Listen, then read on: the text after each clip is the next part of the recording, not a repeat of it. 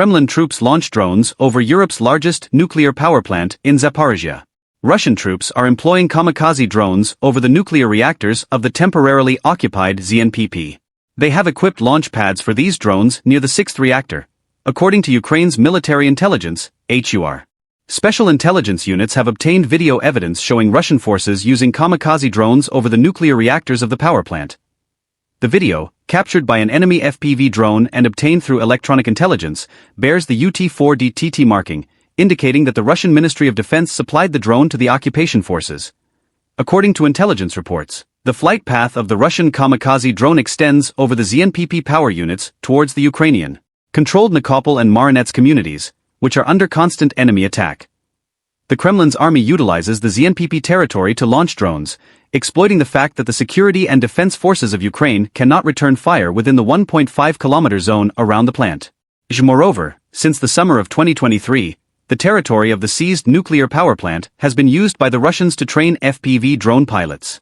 This training is conducted by the so-called Archangel School, funded by the main directorate of the General Staff of the Russian Armed Forces, formerly GRU, at reported HUR. Last month, the Russian Occupation Administration of the Zaporizhzhia NPP informed the IA experts present at the plant about a new attempted drone attack on the ZNPP training center. The recent attacks on the Zaporizhzhia nuclear power plant mark the beginning of a new and gravely dangerous front of the war, said the Director General of the UN Atomic Agency after the emergency. The attacks marked a major escalation of the nuclear safety and security dangers in Ukraine, Rafael Grossi of the International Atomic Energy Agency, IAEA, said in Vienna.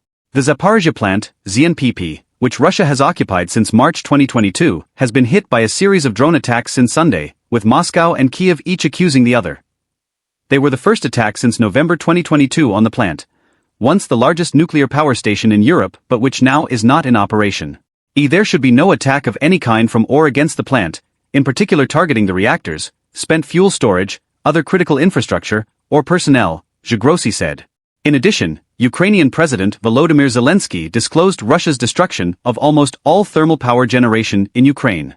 Dams and equipment of hydroelectric power plants, as well as gas infrastructure, are under terrorist attacks, he said. He warned of ongoing Russian radiation blackmail, particularly endangering the Zaporizhzhia nuclear power plant, ZNPP. We do not rule out that the infrastructure of our other nuclear power plants and distribution networks are also under threat from Russian terror, the president added. He reported the urgent need for air defense systems such as the Patriot, Iris-T, SAMP-T, and NASAMS from European partners to stop Putin from relying on terrorist methods.